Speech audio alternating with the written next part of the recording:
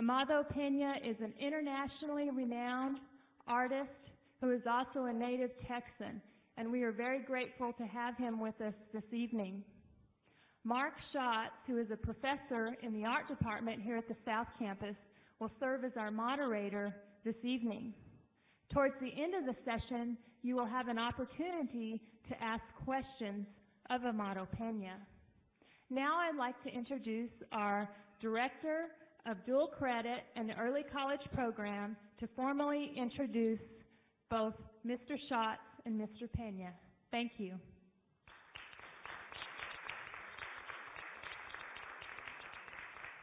Good evening. My name is Pam Campbell, and it is my pleasure to be able to do this. Mark Schatz completed his undergraduate degree at the University of Michigan at Ann Arbor.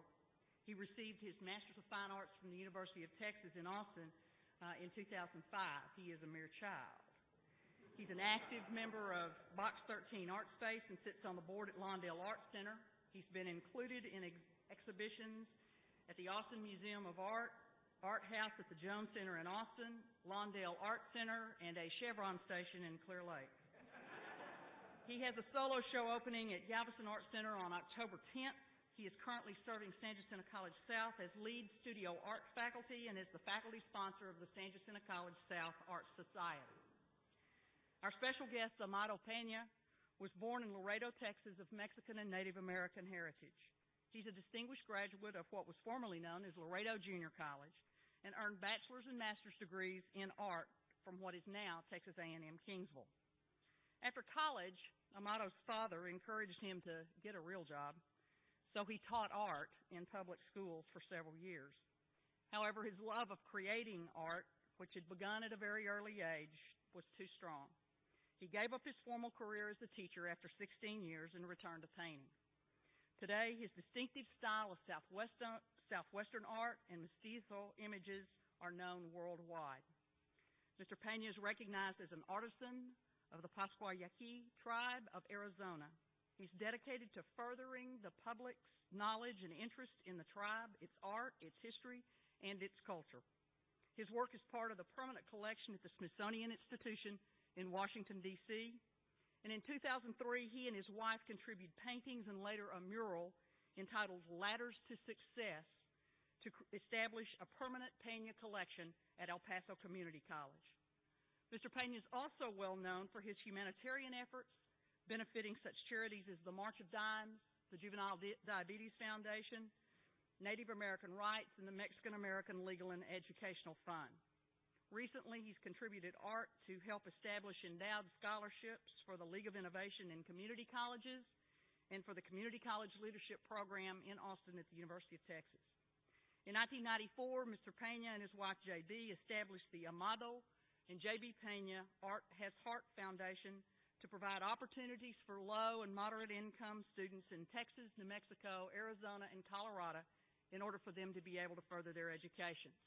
I'd also like to introduce tonight Mr. Mike DeVault, who is the Executive Director of the Art Has Heart Foundation. Mike, are you in here? Mike is still out in the lobby counting the money from the poster sales. It's what foundation directors do. I would also like to introduce Dr. Maureen Murphy, the President of San Jacinto College South Campus. Ladies and gentlemen, it is my pleasure to welcome you to a look inside the artist studio with Mark Schatz and Amado Pena. Well, Amado Pena, thank you so much again for joining us here at San Jacinto College. Thank you guys so much for coming out for this special night. It's been a real privilege for us to get to introduce some of our students to you and have that interaction. Oh, good, we have our images up. So, you were talking earlier today about growing up in Laredo. I know you're in Santa Fe now, but you started out as a Texan and said you went to school in, just say, a two-room schoolhouse, little house on the prairie style. Now, I was just in Laredo, and I didn't see any of that. The landscape has changed quite a bit. Yeah. Is it? It's still there. Yeah. I went to a Catholic school, and it was a two-room. Actually, it's one structure with a big room that was divided by an accordion-type wall. That first and second grade was on half of the building, and third and fourth grade was in the other half. And like I said, it was a Catholic school. And once a week, we would have a nun that would come and open up this big, huge accordion doors, and we'd have art. So that was my first introduction to doing anything art related. Yeah. And it was the first time actually that somebody actually recognized my interest in it, and I guess my little talent that I had, and actually pointed it out, and it made a big impression on me because I could still remember the drawing that I did. Right. Even then. Great. I was 10 years old. A train, right? Yeah, it was a drawing of a train that was supposed to be moving, but the smokestack was going straight up. So, my teacher just was very kind to alert me that if it was moving, the smoke maybe should be going in the opposite direction of which way the train was going. She did like my train, but she had some questions about the smoke, and so I wasn't discouraged at all. So I went back and fixed it, and I can't tell where the painting, where the drawing is now, but that was my very first, I would say, called masterpiece, I guess, I thought. But I thought it was really good. It sounds like you learned to take criticism constructively very early on also. Oh, yeah. To take what you can learn. Definitely. You also said you didn't have any artists in your family and really weren't artists in that community, but there was creativity in your family. What impression did that have on you? Sometimes when you think about an artist, any artist really, you try to find a trail, that leads to, why that person is an artist or creative, whether it be music or drama or, the visual arts or whatever. And, in my case, growing up in Laredo, we just didn't have the exposure to the arts. We didn't know anybody that was known for being artistic, and, obviously my parents didn't either. But the fact that I enjoyed doing this, I use my parents as people that influenced me, because rather than not understanding and being negative about what I was doing, wasting my time, they left me alone to do my artwork because it kept me from doing things that I wasn't supposed to be doing. Right. So that was okay. Yeah. And I think, and I'm probably no different than most children that enjoy doing something and they do it. And I always tell parents that, let them have that experience and stand by them and say it's okay to do this. Yeah. I didn't have anything fancy, a piece of paper and a pencil, and that was the extent of my, when I got a box of Crayolas, that was big time.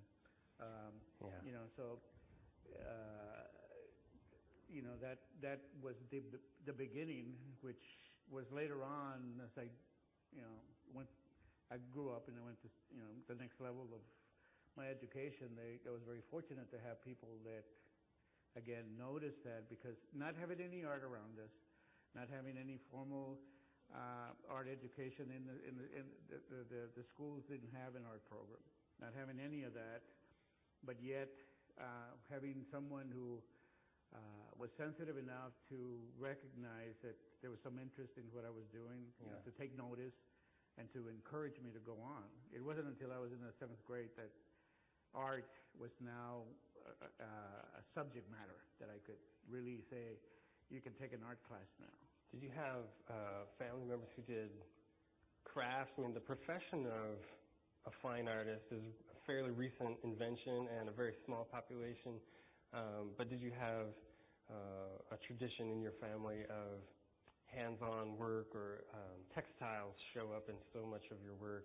And I don't know if that's coming from your exposure to the community or something that you grew up with. We touched on the subject of what I do and why I choose to document, to paint, and influences are coming from everywhere. I said earlier today that it's a journey.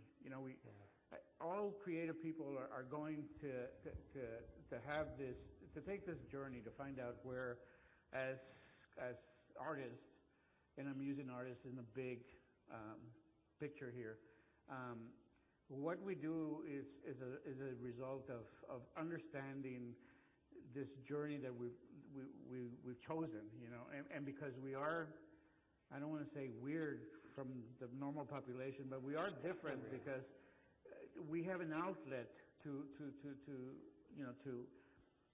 put the final dot in this experience. I do it through painting pictures and drawing pictures.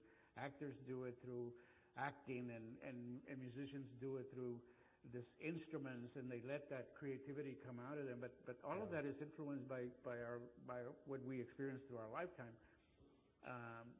In a lot of cases, a lot of artists don't realize that all of this information, all of this knowledge that they have is right there, and that they can take that and create beautiful paintings, beautiful music, beautiful poems, and so forth. And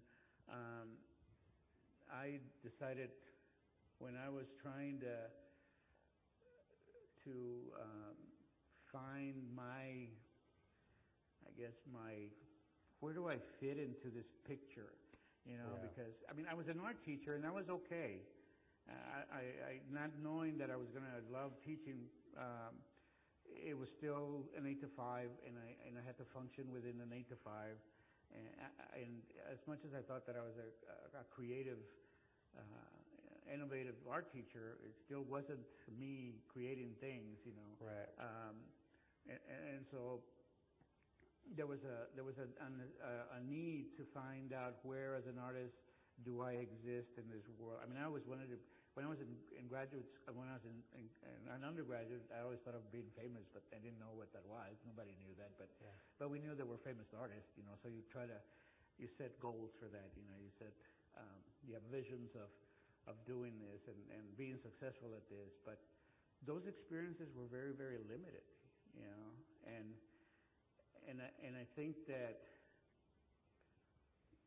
the journey that I took was not so much influenced by other artists, but it was influenced by trying to find out where I, as an artist, was going to fit into, that time. Right. What do I want to accomplish, and so forth. And I've always been I've always had a vision of doing great things. I had a goal. I never. Yeah. But I didn't know that I was going to end up where I am now. I'm not saying that I've reached that goal. I'm saying that a lot of things have happened because I make art, and it's really hard to explain to people how important that is, how important it is to me to be able to be part of that. Right. Just to be able to do what you I really love to enjoy do. I doing love every to do single this. day. That's a real privilege. It just gives. My artwork is responsible for a lot of things that in my lifetime I would have never expected to have happened. Mm-hmm. Growing up in South Texas, growing up in Laredo, I've had the opportunity to look at your artwork all day and really sort of absorb these images and spend time with you talking about what it is that you really notice and what's important about each piece. And you're using mostly watercolors and gouache and some ink, but you talked about starting out in printmaking too, and I can really see that influence and the strength of the line, the idea that reproductions can be sort of fresh each time and small changes can mean a lot. Was printmaking a really new thing in college? Is that where? Well, actually, I that learned printmaking. I started out in the printmaking medium. I actually was serigraph. Doing silk screening was the main medium. Yeah. I learned this when I was in high school. Okay, great. And the reason that after I graduated from high school and I started taking my undergraduate classes, there wasn't much of a printmaking opportunity there. It wasn't until I returned to get to graduate school, and I had to take a printmaking class, and I hated all of the mediums they gave me. I hated to do lithography and intography. It was just really something I couldn't relate to, and nobody in the printmaking department was doing silk screens. So I just had the nerve to ask my instructor if it was okay for me to do this other stuff instead of this stuff. I already had done one etching, and it was terrible. I'd done one litho, and it was terrible. And so rather than going back to those two mediums, I wanted to see maybe I could do this other process. And she said, fine. Well, I went back and tried to dig up all of my silk screen supplies and stuff that I had done in high school, and I just started doing silk screens. And the medium, the way that I used it, is so graphic. It's so precise. Yeah. It is. Yeah. It does require that in the process. It's kind of half mechanical, half creative, and and I found myself very comfortable in that medium, and so when I got out of graduate school, I did, I just kept on doing it, It's, again, even that process sounds a lot like the way you describe the joy of reinventing an image over and over again, and you can use the same part over here, but by changing the background or changing the colors of a very similar image, it completely changes the mood of the piece. It almost seems like that's something that is still in your working process with watercolor. It's really interesting in the printmaking process. For those of you that are not familiar with it, it requires technical information. It requires a lot of meticulous and detail and time, and you have to be really patient, and you just can't. It's not like getting the canvas and just starting to paint. You have to respect the medium. You have to respect the tools because they are different than taking just a pencil or a brush, and it just gives you a totally different attitude about how you're going to create a piece of artwork. Mm-hmm. And that actually was very, very rewarding because it allowed me to really ask the questions. What's my limitation here?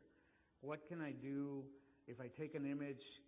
Can I take it this far? Because it's a totally different discipline. It's not, like I said, it's not like painting. It's like do over. You just don't do it over. It's hard. It's a lot of time, a lot of work.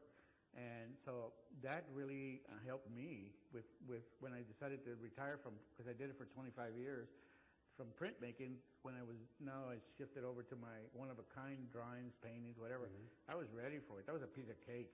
I didn't have any problems with that. One of the questions that we keep hearing throughout the day, and as you guys are all looking at these image after image, if you notice right away, there's a signature style, but this use of the profile that is really very unique. I don't know anybody else who has used that, and you have such interesting ways of talking about that. And I loved where I read somewhere that you said if you could have gotten done what you wanted with a stick figure, you would have done it. You were really moving away from the figure and representation, and you wanted something that you could use to tell stories. I've made reference to this journey, because when I look back and I look at my work, it's gone from this, it looks like this, and then it looked like this, and then it looked like this, and it looked like this. And if in retrospect, when I look at it, the changes did not come from trying to do artistic statements, artistic changes. They came because the times changed, and my role as an artist during those times had to change with that. There was my academic period where I graduated from college and I set up my first studio in 1965, and I was painting just like I was still in the classroom, in a painting class or a drawing class. I was still doing, because that was the influence. That was what I was. It was immediate. I knew that. I would go set up the still life, go set up the model, go look at a landscape. Right. Paint in a kind of a problem-solving, playing with color, composition thing. So it was still very academic. And then there was what people call the political period, where the times change and all of a sudden you are in a revolution, and you find yourself late 60s, early 70s, early 70s. Yeah.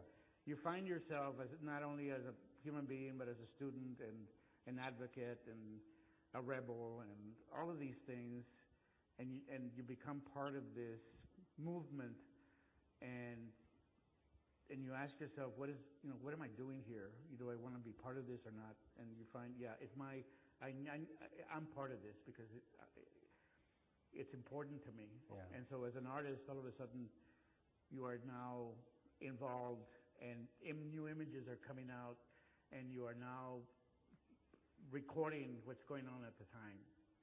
And then all of a sudden you realize, after many years, that I've done enough. I need to change. Something that I did made me decide I don't want to do it anymore. I've done all I can. It's taken its toll, and there's got to be another side of what I'm doing. And so all of a sudden, poof, everything quit. I quit doing everything, and I started all over again. And at that point, where you see the profile, that's when it all started. And it was, again, going back and looking at the work, evaluating it, and finding what my role was and what it is. And it just has grown from that. Some of those political images became really well known and really sort of put you out there. Now, was it difficult when you made that decision, or did you find an audience that was ready for a change? It was a very hard time. It was a very hard time because not knowing what an impact you've made as an artist, which I didn't know it was going on until I stopped. And my audience turned around and said, "What the hell are you doing? You can't do this." You know? And they were upset at me. Because I was one of the few that had done this, that had recorded the times. And had recorded the images that were necessary at the times. And then all of a sudden, there was not going to be any more. And so, but the decision was for me to make that change, and all of a sudden I didn't know how much it was impacting everybody else. And I really had a hard time, and you know, I was criticized a lot, but I stuck to it. I said I don't need to do this. I really believe that even though I changed the image, my spirit is still there. My commitment is still there. I just see it through different eyes. And I see different images saying the same thing, how beautiful our culture is, how important it is to document it, how important it is, and it's still there. It's just different, you know. And the truth of the matter is, as long as I know it, I don't care what anybody says. You know, I've accepted that, and it's gone, and, you know, I have discovered that it crosses so many cultures. It's amazing. It's amazing how that you don't really think that an image that is more Southwest or more Native or whatever you want to call it can impact so many different cultures. I've had people from, you name it. And I say this because I have gotten feedback. In fact, I was going to ask you about this in our. Tony Pendergrass, our Vice President of Instruction, who grew up in New Mexico, was just telling us that there are 3 things that come with growing up in New Mexico: rice, beans, and your paintings.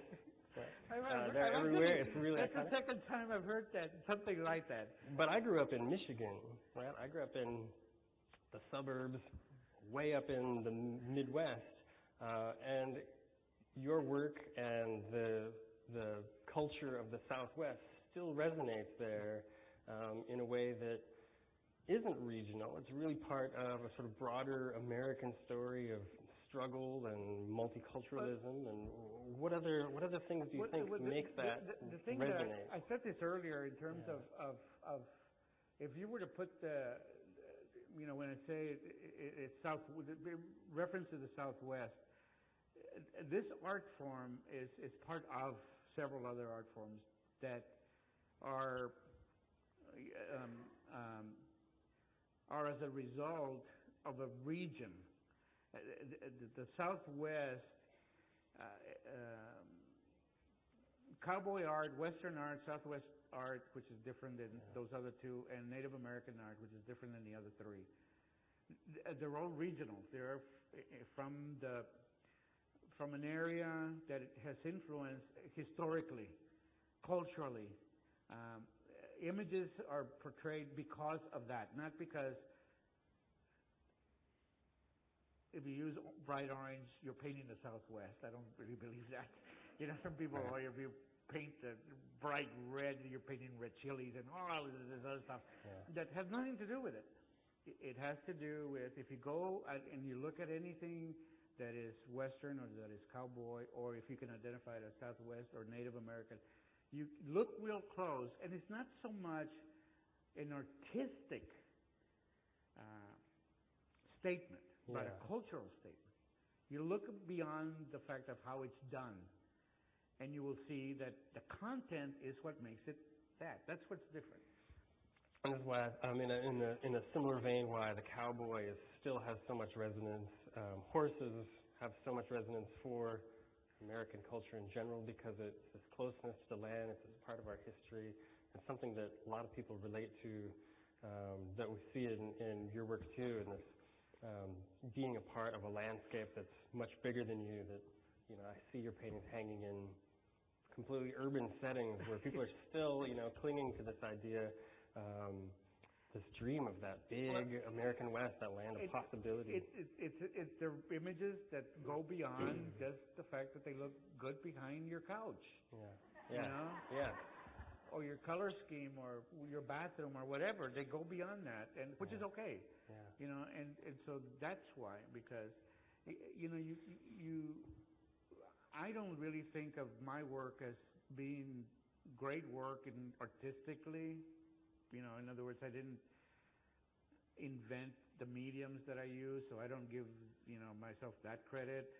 Sure. But it's because I see the world in a different way, and because so many other influences have allowed me and given me that ability to see that world in a different way, and so I select the things that I feel are important, and because of that, in the way that maybe I mix a color that, you know, nobody else mixes, or nobody else uses, or nobody else would think of using it. That's what makes people want to have the artwork. Yeah. You know, because like I said, if I look at my images, and besides that one there, you know, I don't think that they're really. They're that unique. I didn't invent the profile, obviously. It's not my invention. I borrowed it from another culture that was parallel to mine. But it's how you choose to interpret. And I think that's what makes all of us different. All artists are different because of what we compromise in a lot of different ways, you know, to say, if it's important for my creation, be a song, be a poem, be a book, be a painting, to have an audience really look deep into it, then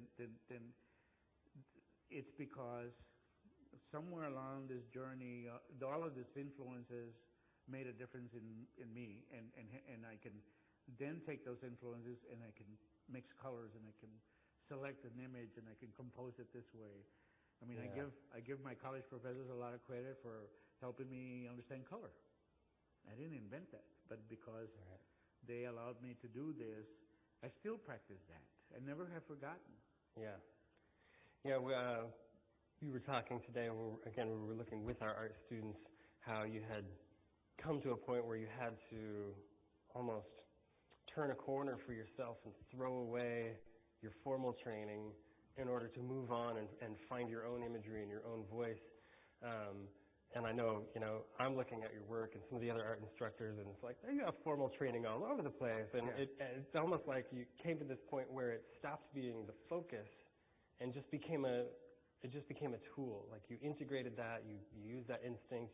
You could just feel color. It's, it's like, I make the analogy of riding a bike. When you stop thinking about riding the bike is when you finally learn how to ride the bike, and you can go somewhere with it because you're not thinking about all of those parts and all of those pieces, and it suddenly becomes a part of you because your instinct for design, right? A design instructor is like, that's really good design. Yeah. Like, you're thinking about design even if you don't think you're thinking about design, because it's what makes that image work. It's so clear. But you see, it took throwing away all of that formal training, and then come all the way another complete cycle back to that academic training. Yeah. But it took that, throwing that away and making that decision and not being afraid to make that choice, to say, I don't need this because this is what I need. You know, and hence I need to explore this. I need to paint simple things. I need to look at simple things. I can remember, I don't know how many hundreds of drawings I did of my children taking a bath, playing with their toys. You know, I mean, these were pictures. They were,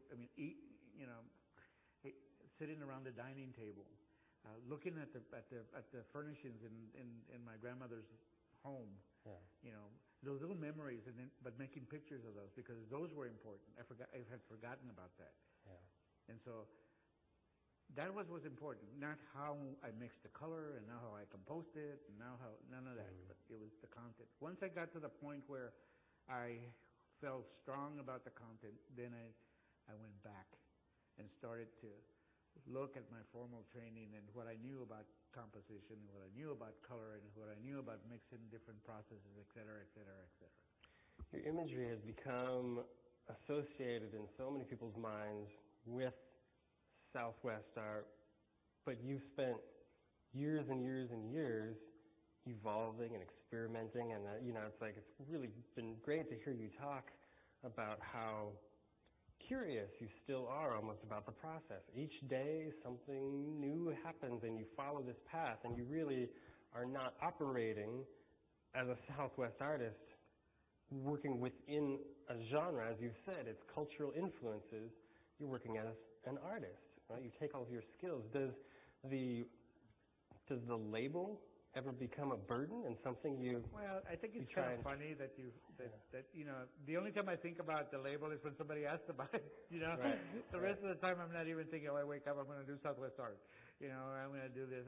It's only when somebody. But that's part of the process. Right. I mean, somebody in some article they wrote in the Phoenix magazine referred to me as a Native American Norman Rockwell, which I thought was kind of funny. Yeah. But maybe they were looking at the storytelling. Right. That kind of a content. So it kind of made sense.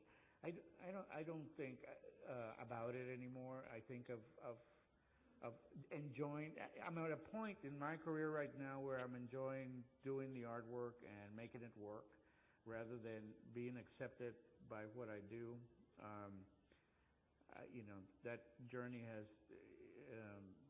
I'm more concerned about making sure that people don't forget about my work. Yeah. That they don't forget, and I'm taking every opportunity to be able to be out there and shake that hand and appreciate somebody saying, I've had your picture for 20 years and I've never seen you. I don't even know what you look like. Yeah. And that's where the self-portrait comes in. Yeah, handy. it's important. Yeah. Like that. I swear to you, every self-portrait I've ever done, pretty much I've sold, and I really struggle not to sell the thing because I have a hard time somebody hanging my picture of me in their home. But I had to confess to the people that do have it that you're very brave. But they're fun to do. Yeah, and we mentioned earlier, it's like we look at all these images and you pop up and it's so distinctive and it still feels like your work.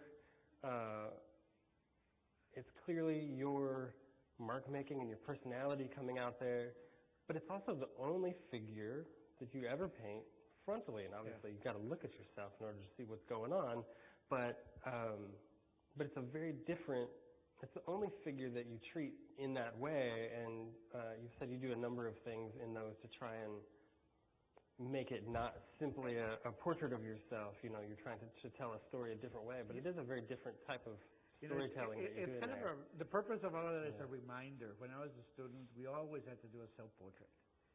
And I really, when I did this, when I was a student, and I never understood why, but we always had to do a self-portrait. Okay. And so as I work through the years, and I've decided at one point, and I don't know why, and I don't know when it's going to happen, it's time for a self-portrait. And that's it. Yeah. And then I just take off, and I said, well, it's not the traditional imagery, hence it shouldn't be done traditionally. It should have some kind of something going on that's different. And so I take all the liberties. It's kind of like taking a deep breath and just letting it out, and don't care where it all goes. Right. But it is a kind of image that I can do that. Everything else I do, I can't do that. And I just, again, it just, I don't know, deciding to make a bad painting or deciding to just blow it off for a day or two and just do this other thing. That's healthy. That's very healthy. Yeah. Yeah, it's like you're letting yourself off of your leash just a little bit. Your attitude is totally different. The way you approach the piece is totally different than I would do anything else.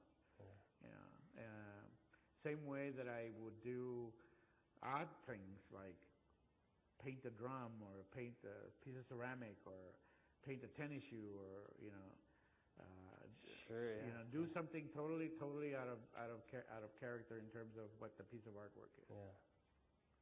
So. What's the title that you were given by the Pascua tribe? You're artisan of the. This is a really very special recognition in that in fact, I am the only Yaqui that has been designated by the council as representative of the tribe, as an artisan, tribal artisan, that I know of. Yeah. Which is, I think, it's just a very big honor, and it's because of all the work that I have done and continue to do as far as maintaining the culture, that contributing to the tribe's heritage and so forth. Yeah. Is that it seems like a very different kind of burden than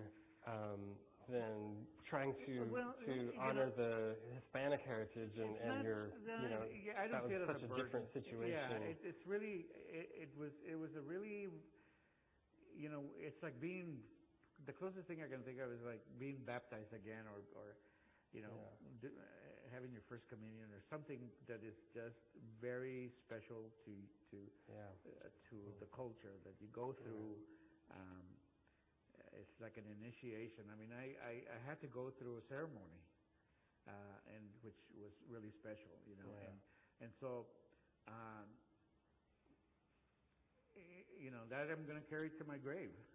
Like I said, I'm the only one that I know of where the tribe has recognized me as an artisan. We're not a very famous tribe. We're not known for famous crafts or anything like that. The few of us that have done well with our work,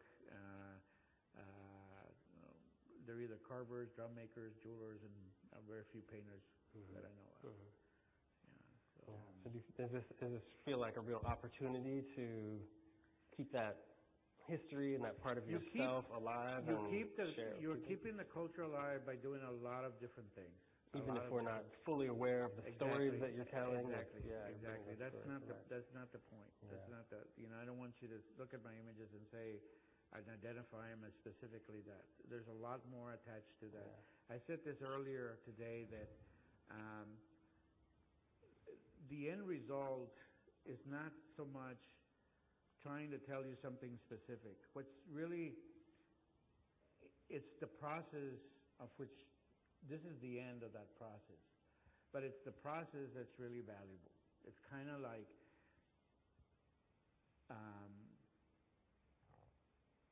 every time that you go into the studio and you create something, it is that process that is valuable to the one who is creating the piece. It's very, there's nobody around.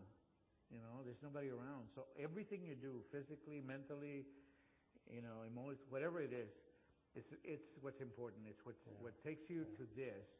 It's what steps did I take to get to this. That's what's important. The end product can be interpreted any way you want. In a lot of cases, that is what I want to do. And if I want you to understand it deliberately, like, you'll see it.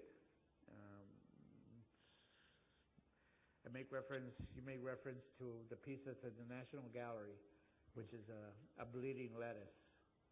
And I was making a statement about the farm workers and their struggle. Yeah. There's lettuce with a bullet hole in it, the blood gushing out, kind of thing. Which I wanted you to see that and recognize that. Right. A lot of things are influenced by a lot of things, and they become imagery. And I want you to see it as a good piece of artwork that you have the relationship with the painting. I did it, and that was the end of that. Now I'm giving it to you to look at. And you make that judgment. You decide, I like it, I don't like it, I don't understand it.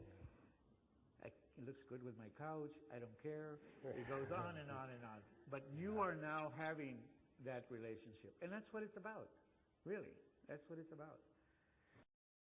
Trying to teach art. But I found out that if I don't understand what I'm talking about, how can I teach it? You know, so I would run into my studio, do an exercise, and then come back the next day and share it with my students. Yeah. And then it became a lesson. And I did that over, and I got really in trouble by not following art history or by not doing. My lesson plans look like this. You know, it's like ditto, ditto, ditto, ditto, and that was it. You know, because I knew that from day one to day two they could have changed. And how could I write this and predict this, because I didn't know it was going to happen. You know, but that was the way that I taught, and the experiences that my kids had were on an ongoing basis. They would change from from 1 hour to the next hour, from one day to the next day, because I saw what they were doing, and I had to make that adjustment to be able to guide them to the next step. Once you did go study education and study learning, did that change? Was that a self-reflective process for you too, where it changed you want your me to be own? honest? I was just glad to get that certificate because it qualified me now. Yeah. In the eyes of somebody somewhere, it qualified me. Right. I didn't. You know, it was important because it was part of the thing. I didn't change my teaching habits. I always had my students, you know, in the forefront. They were important. Yeah. I wanted them to get the best that they, you know, that I could give them. And I actually thought, you know, what was my purpose for doing this? You know, I wanted my students to accomplish so much at the end of their experience. Right. You know, the experience was, I said this earlier, and I might have kind of stepped on my tongue or something, because I was asked what I thought about art from K to 12, and I made the statement that the arts should be left alone and be part of our education, but not part of the system. Because in the arts, what we develop is aesthetics, we develop the soul, we develop appreciation, we develop feelings, had nothing to do with 2 + 2 is 4. Yeah. We develop, you know, feeling and seeing and touching, and that's what we develop, you know, and that's where they should be, because I really don't think that we are totally human unless we have a balance of that sensitive side of us, our aesthetics, our appreciation for life, love, all of that, with the practical side of things, getting up in the morning and going to work. Yeah. We need to have both, you know, because that's what you know, we have that. And the arts are the only thing that can do that. Yeah. Really. It's the only source that we have that can draw, that you can go back and draw. I can make you creative. You know, I don't believe all of you have a creative side. So I've heard arguments both ways, but you think creativity is something that everybody has. Everybody has creativity inside. Yes. Yeah. I think we just need to find the right tools to draw that creativity out. That's what the arts do, and that's what teachers do. In a way, your own work, it can be so elegant. Your hand is clearly very skilled, but that decision you made to tune some of those things out talks about how important creativity is, more so than skills. Like stick figures probably could have done the job you want to do. It's not that it has to represent perfect flowing hair, right? That's a great technical challenge, and if you can draw that, it's a good exercise, but it's not necessarily going to communicate or tell the story. And creativity is such a different, it's so different than just technical facility. And people who, they may have technical facility, but they may never learn how to channel that into important work or communicate themselves. So I mean, that's a good example of how it's not the most important thing. It's a tool, but it's not the most important thing. It's like trying to answer the question. You know, if I give you a piece of paper and a pencil and I say, I want you to draw something, the first question they have is, what do I draw? You know, right there, you just put the lock on creativity. Right. You know, and I tell you, open the lock and just think about what you did this morning and how you went. I use this example I use this all the time with my students. I'm going to prove to you that you are creative. Now watch. You got up this morning and you tell me the first thing that you did other than brushing your teeth or taking a shower or whatever it is. You got ready and you started to think about what you were going to wear. Now think about the process of what it took to get you from this to this. You made some choices. You made some decisions. You called it. You took this shirt, this shirt, this shirt, and you said, this one works, why? This one doesn't work, why? I'm going to look like this, why? And this, I'm going to be comfortable, this, why? And so what were you doing? You were creating yourself to look like this. You were making decisions of color, texture, comfort, and you got to this. You know what you just did? You just created yourself. You made those decisions. And that's what we do. This is what I think. I want to play devil's advocate with you. And it may not be K through 12, but this is where I think exactly what you're talking about is art. That ability to make those decisions can be so important to the rest of your life. Any field that you go into, because you're really reflecting on not only the decisions that are available to you, but what they mean, why they're important. Wow, it's a really good tool for the only thing we do in the classroom is that we are now creating a controlled environment. You know, I'm the art teacher, and I'm creating this environment for you to create. Yeah. And the other thing I'm doing is I'm giving you the tools to create. And I'm giving you the steps that you need to take to explore this creativity. I'm giving you that. That's what we're doing here. The end product, I don't care what it is. Let's look at the process. The end product will develop itself as we do it. What is it going to take? Practice, discipline, work at it over and over and over. And all of that's going to happen. Yeah. Skills is one thing. Creativity is another thing.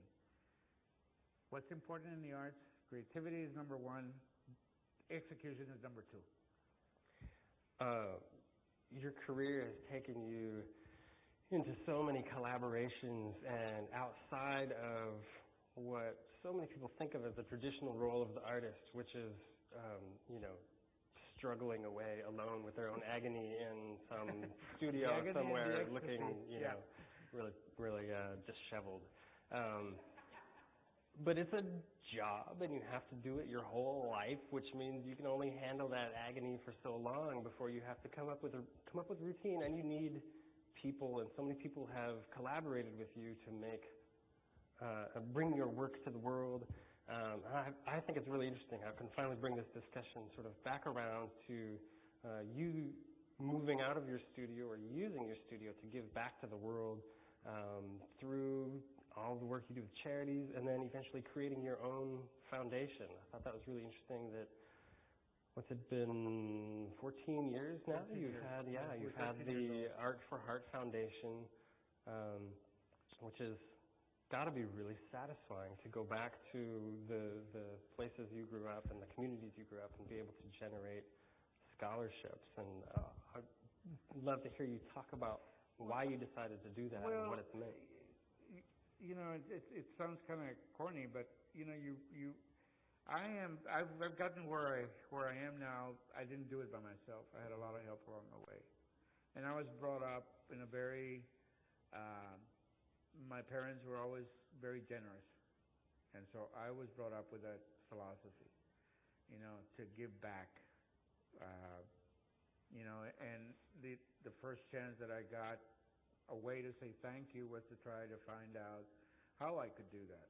What really is more satisfying with all of our charity work is the fact that we actually do it with art.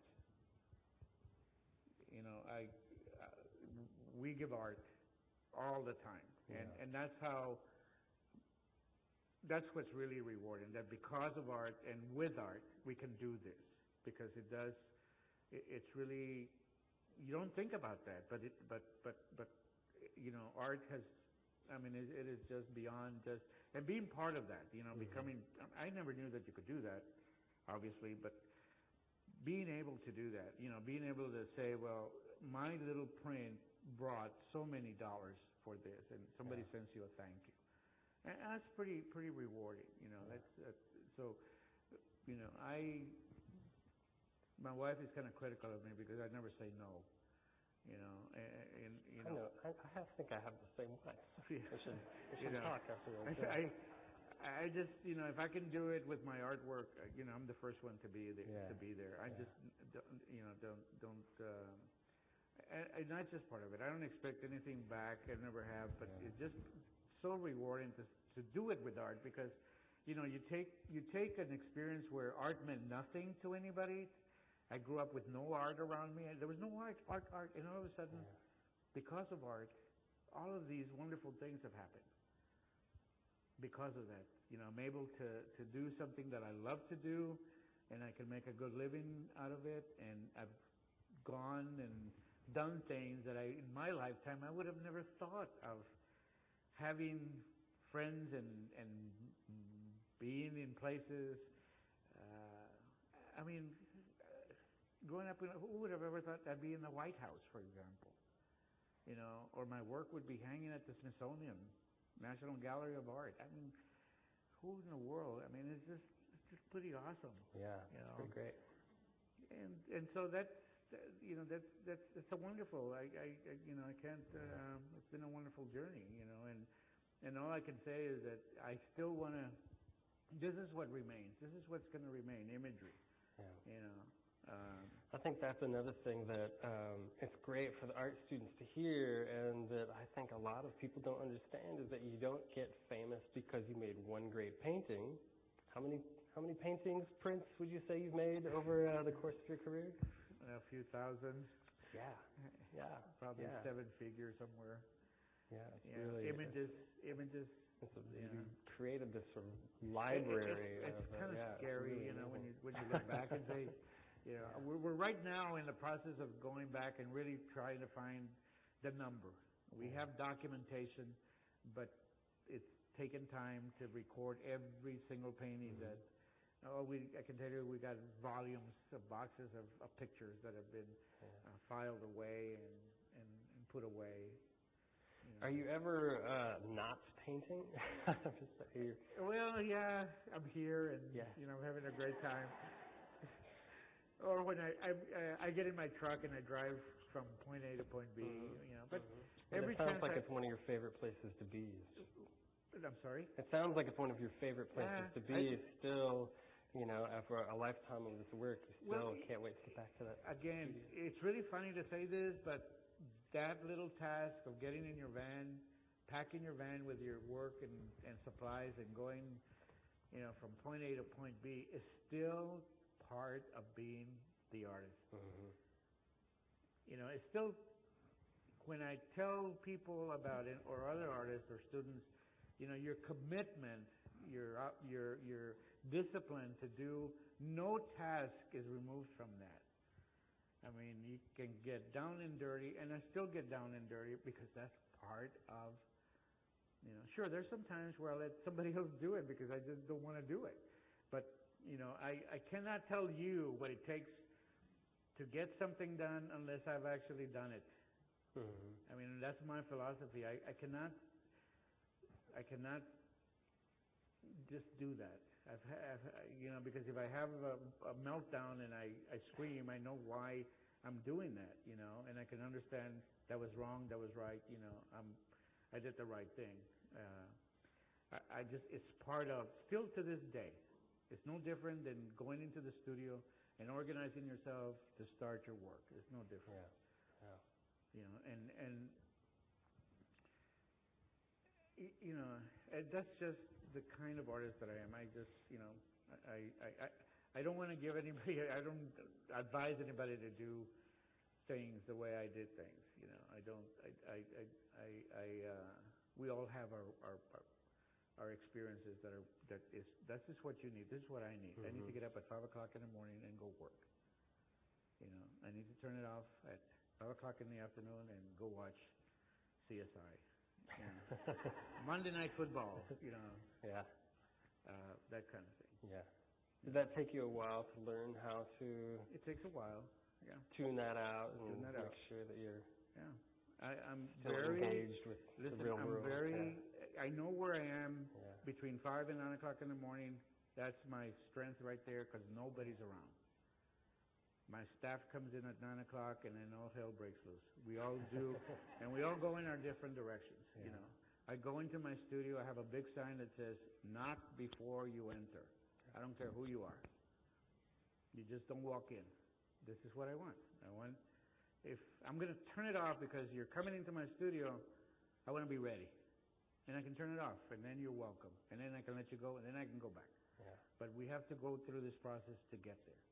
I mean, I'm still really very disciplined that way. Yeah. Hi. I see the shape of the cross and the color red quite frequently in your art. Is this on purpose? I'll make references to the cross is not really a cross, it's the 4 directions. And the red is just, it's a really powerful color, and I wanted to make that final statement. And red is one of those colors that I use straight out of the bottle to do that, to make that contrasting statement. So it's a kind of an artistic choice. Yeah. Is the 4 directions, does that have a particular significance with part of your story? All native cultures have the philosophy of the 4 directions. We come from one direction and we travel in 3 directions. And Mother Sun comes out in one direction and Father Sun comes out in the other direction. The sky is always one direction. And so, you know, without being too spiritual here, you kind of pay homage to that, and is represented by the cross. And if you look at my work and you dissect it, you'll see 4 directions somehow. You won't see the cross necessarily, but you can dissect it composition-wise, and for the most part, you'll see 4 elements that take you in 4 different directions. And it's done very, you know, it just... Yeah, I've noticed how you often have you look at space and you see powerful verticals and something moving horizontally in the background. Yeah. It's very much, and again, there's a philosophy, but I'm not painting that philosophy. I'm interpreting it in a different way. Yeah, and talking about it brings up the 4 directions, and this continues out, but it also gives a real stability that I see over and over in your work. And, you know, the blanket is sort of comforting, and they're wrapped, and there's a lot of triangles, and they all seem to be almost timeless in that way, that this is very stable. Traditional designs always carry landforms and the sky, water, and the land in some form, and it's interpreted in design elements. So there's a tribute to that by using those elements wherever they're needed to be. You know, so you're what I'm talking about is the traditional message in the painting, which you don't really see. You know, then blend with the contemporary, with the way that it's interpreted. You know, the way it's painted, the way it's composed, the way it comes across with the medium. Are there more questions? Oh, there's tons more questions. Please. I hope I'm not asking something you've already dealt with, but you talked about having a staff. I wonder how many people you have on staff and what kind of things you delegate. Okay. Well, at one point I actually had 20. I started off with 1 agent, and I have 23 people working in what is our corporation, doing a lot of different things from shipping, bookkeeping, framing, etc. And now I've kind of tapered everything down as simple as I can, and do everything that I was doing with 23 people. I have a studio manager who manages my studio, meaning phone calls, emails, pay the bills, organize the office, correspond, do whatever paperwork, as well as matting, shrink wrapping, shipping. That one person does all of that. And then I have another second staff member who is my framer. We have all our framing in-house. We do all of our own framing. Who is also my photographer, who does all my data work in the computer. And then there's me, who does a little bit of everything with them. And then I have a gallery manager who manages our retail store. And that's the range of everything we do. Our bookkeeping has been simplified, and our shipping and wholesaling has been simplified, so there wasn't a need for all of that other stuff. So, and that gets everything done for what I need to do now. I've actually tapered down. Since I retired from printmaking, I don't have any assistant printers with me, which I used to have. Yes, ma'am. Hi.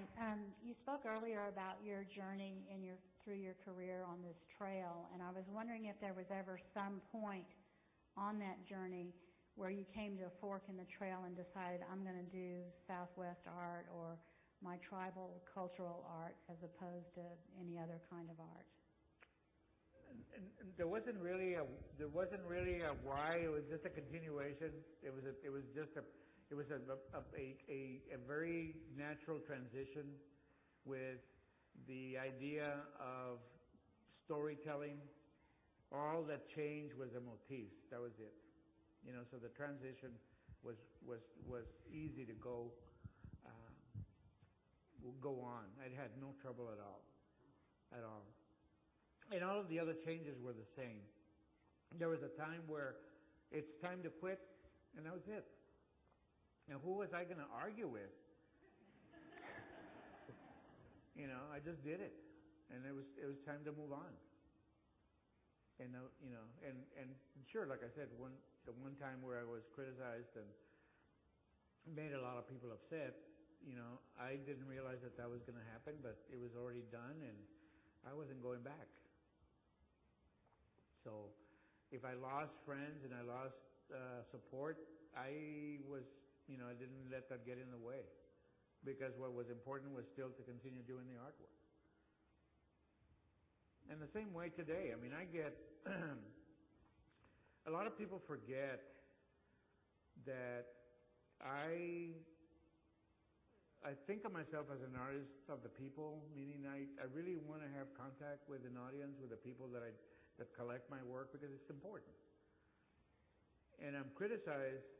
I have been criticized because it doesn't make any difference about my reputation. I'll go do an art festival if I need to be there with the people. The work doesn't change. The work is still the same. I create it the same way as if I was showing at the Guggenheim. It doesn't matter. It's still the same work. It's important for me to do this. And I've been criticized for that. But the nice little old lady that comes to my booth and shakes my hand and says thank you, that makes up for it. So it doesn't make any difference. One thing that sort of sparked that thought, I know we'll get to lots more questions, but I have so many questions. And I have the microphone. You've developed over the years this great routine, and I know an early inspiration was murals, and you had the opportunity to do one really big mural. Did that take you out of that routine, or did you find a way to do the mural on a very large scale, maybe new media, in a way that still fit within your comfortable way of working? No, it's really this whole thing with the mural was just a fluke. It's one of those things where somebody asks me to do something, and I just think it's really out of the norm here, and I'll just say, sure, I'll do it. And then I find myself, what the hell did I get myself into? This is where your wife gives you the talk again about saying no. But the fact that I was asked, and I had never done one, so I just said yes. Yeah. Of course, I didn't know what I was going to do. I didn't know. And then as I started to go back and get more detail. It got a little bit more complicated than so complicated that I didn't have a place to do this. I had to build a studio because I thought I could do it in the existing studio, and there was no way. So I had to put an addition to my existing so I could do this. And so that was kind of exciting. I'm glad I did that because now I have this beautiful studio left. Yeah. You know, but it was just the challenge to see the work at a different scale. I mean, this thing is 25 feet long and 19 feet tall. And it started with this tiny little image that I sketched on a tablecloth, on a table thing that they tore off the table thing and they framed it and whatever, but it started with that. And it took 3 years to get all of the funding for it, and it took me 3 months to do. And this is at El Paso Community College. College. Have you gotten a different reaction from that, or people who, you spend years walking past that same image, it becomes a part of the architecture of your life and a landscape. I think, I don't know, I don't think I'll ever do another one, for one.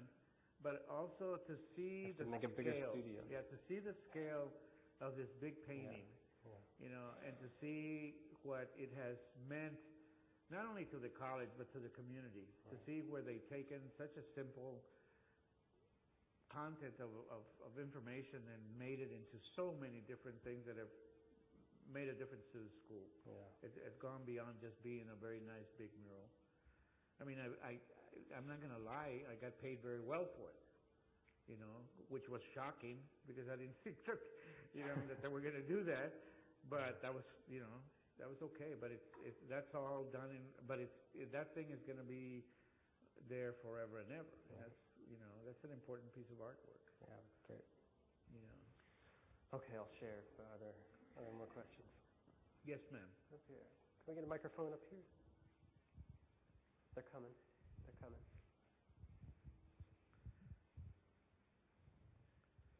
Right up front here in the second row. Thank you. Sir, do you remember when you were involved in the Westheimer Art Festival?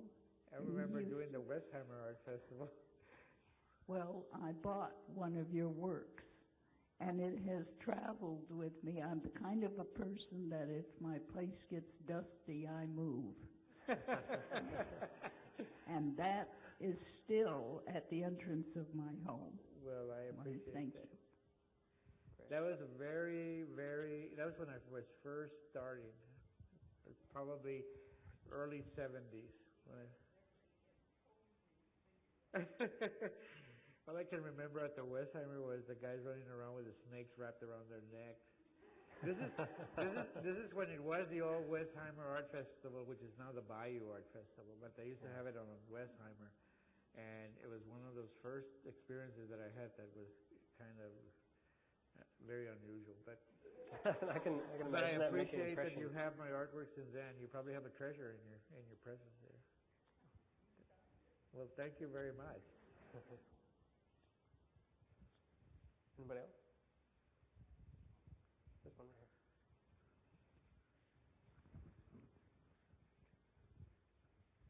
here. I read something that I liked where in your discipline, anybody's discipline or craft, they need two gurus, one to teach them the rules and one to teach them how to break all the rules.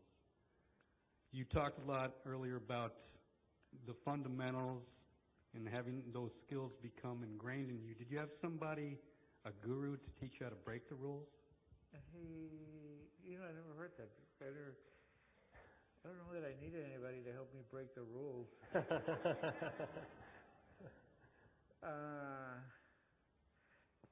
I don't know if there were any rules, even from the standpoint of creating a piece of artwork that I felt needed to be broken, or even in the business side of what I did that needed to be changed or be innovative with it. I don't know that I've ever had that experience where I needed that. definitely the other side, very much, all the help I got along the way has made a big difference. All those, and I appreciate, have appreciated that, and I still do, and I still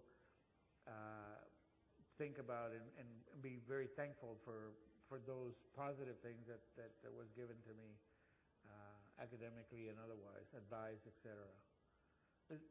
But I don't think I've been told that I should change things, that I should do things differently, but not necessarily break the rules, just do things differently. I'm more open to that because I'm really stubborn. I don't like to be my habits and so forth. As far as my work is concerned, I don't like to change any of that. But I have had to compromise now that I'm getting a little older, and I can only do 7 hours instead of 12. It sounds to me more like rather than being someone who thinks outside of the box, you just don't get into the box in the first place. And I was wondering if that was something that came from your upbringing or you developed over time. No, I think the way that I was brought up and to think about how I work and why I should do this and when I should do this, that's all influenced from growing up and being guided in that direction. I think if anything that's different is that while I was learning all these lessons, I never really appreciated them because I didn't understand what they were trying to tell me. I was more like, do it, do it, do it, but my dad never said, you'll be a better man if you do this. So because of what I do and because I have so much time to think about how I do things, I can recall all those experiences, and that's made the difference. And I can appreciate what I was being taught because there is time to reflect on that. I'm not sure that I could do that if I was working in a bank, for example, or I had a much more demanding job. I was 8 to 5, and I had to, do this, fill out this many forms in that period of time. I don't know that I could, that I could say that, but because of what I do, and you're constantly creating, inventing, thinking. And it's so simple, so simple. And I do it with chaos around me a lot better than with quiet and tranquility around me. I work with a TV on. It's on, just TV is on, and I'm making pictures. Sound, and all of a sudden, oh, there's an image. Oh yeah, now go back to my painting. Oh yeah, there's a word. Oh yeah, I'll go back to my picture. Have you always been that way? I think I blame my students for doing that. Because I've been, like I said, I made the statement before about I taught as an artist rather than as a teacher. And one of the things that I learned was that 25 students have the same exercise, but you're going to have 25 different experiences. Sure. And if I am going to do my job well, I have to be in touch with all 25. But also, I wanted my students to see me work with them so that they could see that I do this stuff. I mean, I expect me to do it. So I would work with them in the studio. Mm-hmm. And I would stop, and I had to remember what Ronnie was doing, and what Lisa was doing, and what Mary was doing, and what Pat was doing, and what Joseph was doing, and so I could stop and really address all of them, and then go back to where I left my drawing. So in my whole process of doing things, that's how so putting the TV on didn't bother me one bit. I could stop, go. You'll see me I have a satellite studio in my gallery, and I work there all the time when I'm in town. But I greet people, I meet people, I talk to people, and I'm working. And I stop and I say, hello, thank you, goodbye, shake their hand, answer any questions about the work. And the next minute I'm back on the painting that I was working. You talked about pulling images and, being a photographer also, where you're capturing images and bringing all these things back. So much of your work can really read very simply, but it is that. It sounds like what you're describing as these sort of layers of experience and layers of information. You always have like 3 or 4 things that may not be the same or even make sense in a normal space, but they're just composited. They're just the images is a combination of all those things happening simultaneously. And just doing it over and over and over just helps. It just flows, I don't have any trouble mixing colors. I don't have any trouble making decisions about what I'm doing, because I can see it. I already see it. I can feel it. I already feel where the next color is going to come from. I couldn't give you an answer. Why did you pick this color? I just could not tell you, well, it looks good with this color and this color. I just know it's the right color to put here. More? If you have questions, you can raise your hand, and our microphone guys will come around. Then we can just ask where the microphone ended up. Or here's one. It'll save us time. Don't have to jog so much. Where was that question? There. Ms. Starr has a question. Hi. I was just curious. I noticed in some of your paintings, some of your work, it's a very blended background, but then you can see subliminal, like hidden faces. Is there a symbolic reference behind it? Like there was one with a You're hand. seeing a lot more than I thought I started out with, which is okay. It may just be you. Well, I saw one. Is it God coming from the clouds? That was like kind of shining. There was a big hand that was open, and there was like a small, like a face. Maybe it's just me, but I don't think, if you're talking about this particular painting, No, not this one. Not this one. No, I don't try to hide anything at all, really. I just, no, I don't. But it's not you, like as a child, maybe? It's, your interpretation is great, and that's enough. Cool. Yes. Thank you. Yeah. I really, the work is to be interpreted in what you see in it, and what I started out to do may not be the same thing, which is okay. But just now, just that right there, your experience with a painting is what's valuable. That's what's important, because you are now having a relationship with that painting. You're asking the question, I see this, I don't see this, I see, again, I like, I don't like, I'm indifferent. That's the relationship you're having with. If you can do that, then I've succeeded. It's when nothing happens that I have to think about it. Whether the audience is aware of it or not, have you done things that are explicitly autobiographical, where you're you're putting your father in, or you're putting? I have done some things where it's very deliberate. There's a deliberate message in there. Mm-hmm. There's a deliberate image in there, and I want you to read this. Yeah, I've done that. I have. No, I don't. It's not that I've never done it. I have done that. But that's just choice to select that piece of artwork that does that kind of makes that kind of a statement. The rest of it, I need to enjoy myself doing and creating this piece of artwork, and that's what's important. That's the important process. What happens after that? I hang it on the wall. You look at it. You get the response on it, and it's ended with me making the piece and giving it to you. Yeah. That's what's really important. Who else? We've only got a few chances to ask in person. Yeah, we've got a question back here. You've accomplished so much in your life. Are there certain achievements that stand out that you're particularly proud of? And if so, what are they and why?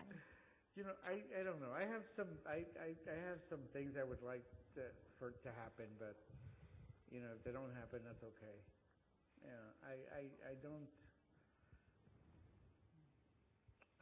I don't talk about it to anybody.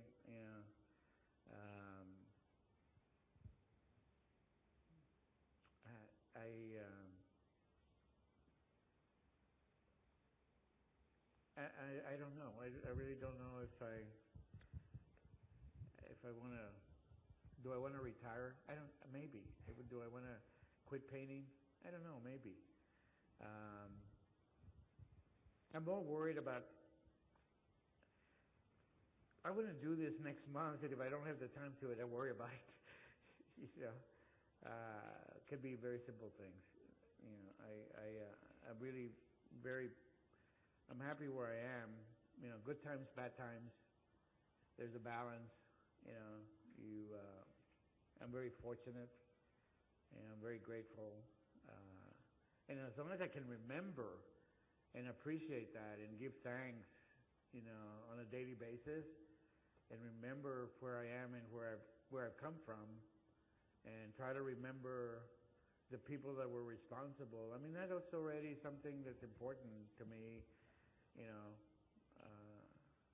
and to give thanks every day, because there's just so much that has happened to me that I just would have never thought it could be possible. There's a greater power out there that has given me so much, and I gotta be grateful for that. And with that comes all of the relationships that I've been able to be here with you.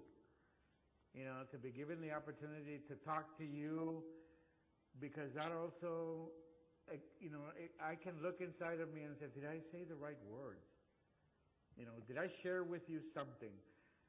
And you may write me a note and say, yeah, thank you for this. If one person does that, that's great. Because how else could I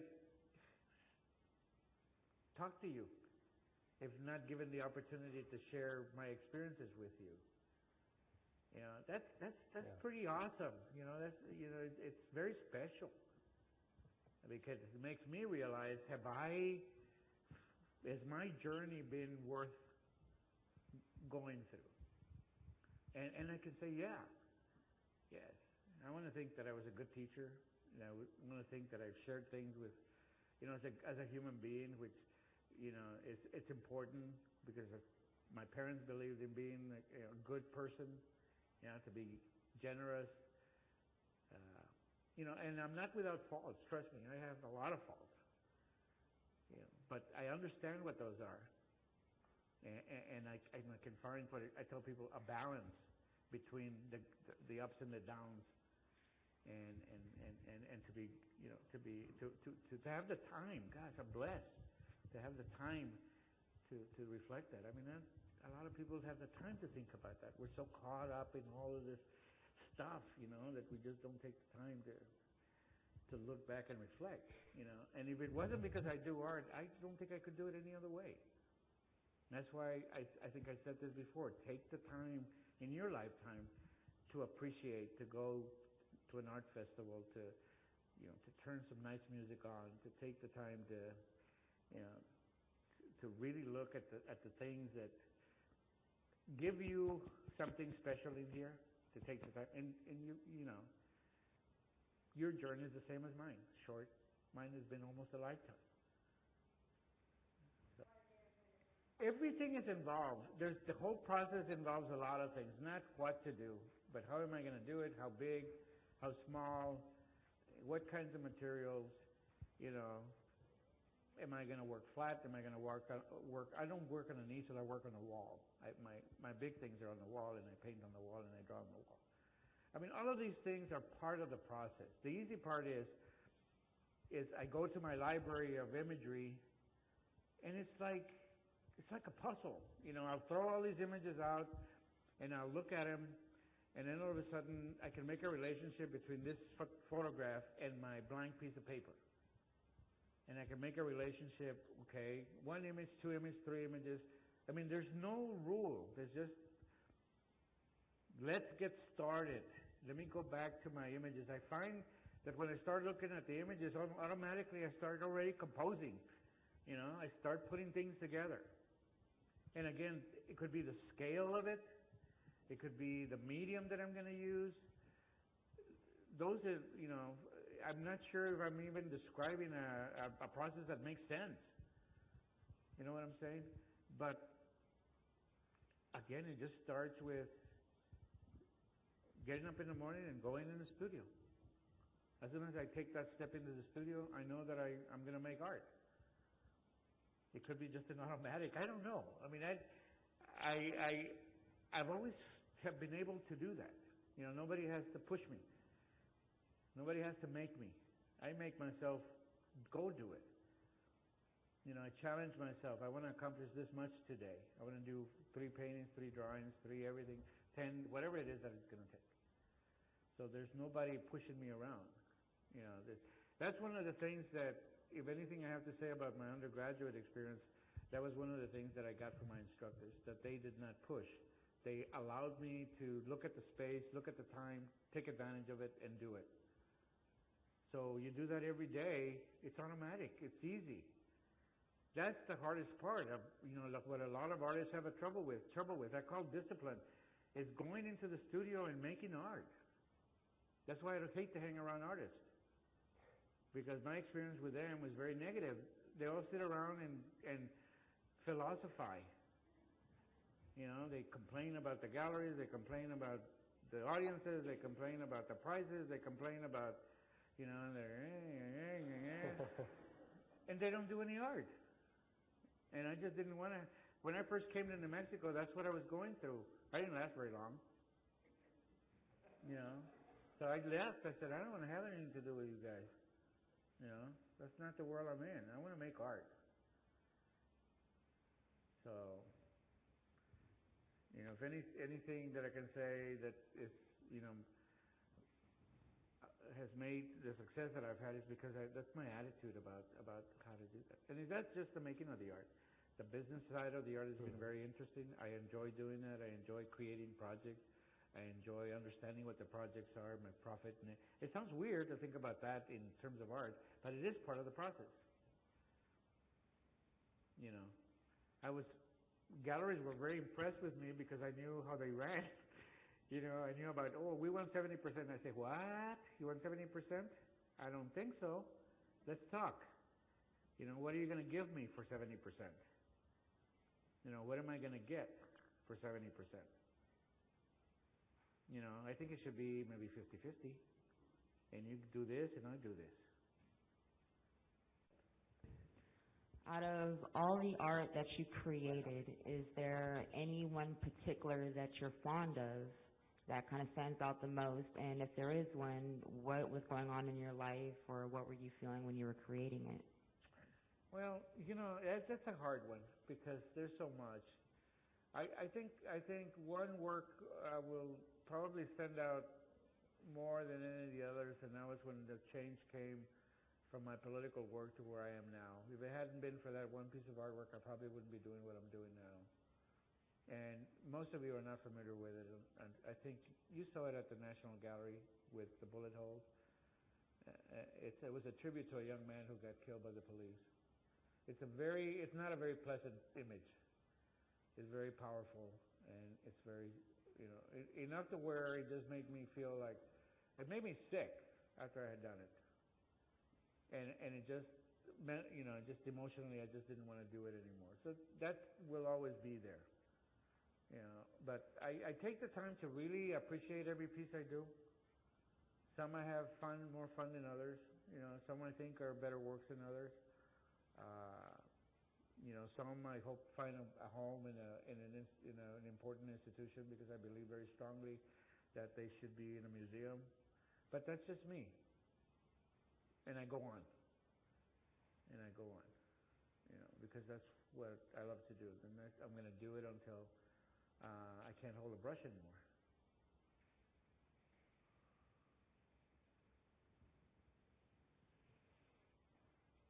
Yes, sir.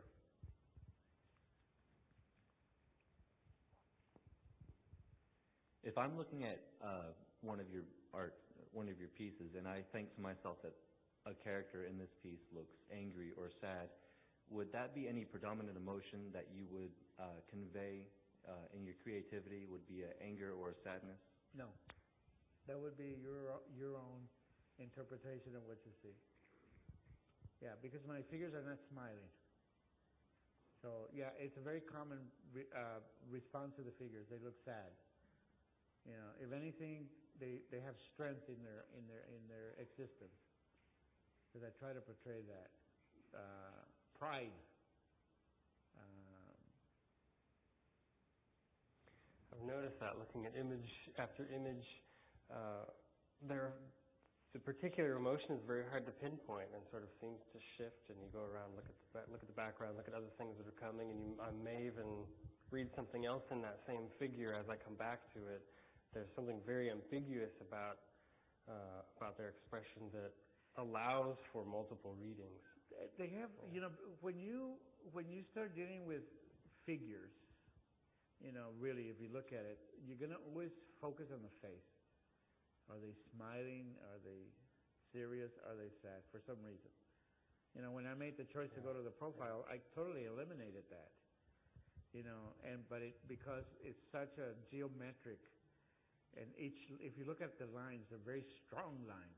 Mm-hmm. You know, they're not soft lines, and they're very dominating lines, and that's where I'm talking about pride and proud and you know, strength, because those are the kinds of lines that are there. And because that's the way it should be. You know, we have had our wounded knees, but we're still proud people. Right. You know, and you have to maintain that. This is what's really interesting about the imagery, that it's crossed so many different cultures. You know, and everybody finds something relevant in the pieces. You know, every object in the painting is real. It has a history, and I have, you know, it's kind of hard to explain. I need to understand and be part of that object. I need to understand where it came from, how it was done, who possibly did it. I mean, I don't need to know the exact artist, but I know what it took to get it done. I can feel what it took to get it done. Right. You were mentioning before how certain objects, this has a history, or you have a personal history with that object. That you have a relationship with that. You know, when you have a relationship with that, you can understand it better, and you feel comfortable doing it, and you feel you have permission to paint this object. You know, you walk in this space, you touch this rock, and you have permission now because you understand it. You know, the difference between that and an artist that goes and looks at a tree and paints a tree. There's no relationship. The tree is green, it's crooked, it's this way, it's that way, that's it. And that's all they're doing. They're imitating that. There's no understanding about the tree. You know, and I think, and this is something that you learn to do in time. And it has nothing to do with artistic philosophies. It has to do with what you know, your commitment, your obligation to that object that you're painting. Does that read into working with the same object multiple times? Multiple times, over and over. These pots and these weavings are sitting in my studio, and I live with them, and I touch them, and I smell them, and I cradle them, and I've gone through all of that. Yeah. And I know where they came from, and I know what it took to get them done. You know, and I've seen the artisan create this bowl out of clay, and go dig up the clay, and go mix the clay, and all of these things have been experiences that I appreciate, and I pay tribute to that in those portraits that you see back there.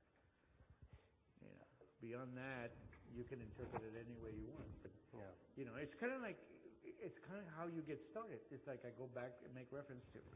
You know so much, you just don't make pictures of what you know. That's the key. I know so much, but I make pictures of those things. And I make not one picture, but many pictures of those things. So my relationship with that object, with that person, with that blanket, with that landscape, with my horse, whatever it takes, it just grows and grows and grows and grows. And so it's a lot easier to deal with. Then I want to thank you again for bringing those relationships and sharing those with us tonight. I am very grateful. Really, I appreciate you guys inviting me, and it's been a great day. And I hope that I have kind of said some things that are worth listening to. So I appreciate it. Thank you so much. This is great. Yeah, I appreciate it. Amato, we would like to thank you for sharing your insights, expertise, and wisdom with all of us throughout the day and this evening. We truly appreciate it. You are certainly a magnificent artist, teacher, scholar, wonderful speaker, and a fabulous humanitarian. On behalf of the San Jacinto College South Campus, we would like to present to you a token of our appreciation. I'll walk it over to you in just a second, but it says San Jacinto College South, Lyceum Speaker 2009, Amato Pena, Jr. That's beautiful. This is neat. Thank you so much. You didn't have to do this, but I appreciate it, and it'll find a very special place in my Hall of Fame. I keep all my special gifts. So thank you, and thank you for being here, and you know. And we have one more surprise for you. Oh no. We heard it was your birthday tomorrow, and so we have the chorus here, the small ensemble, and they're going to sing Happy Birthday to you. And we want everybody else to join in. Happy birthday to you. Happy birthday, Mr. Pena. Happy birthday to you.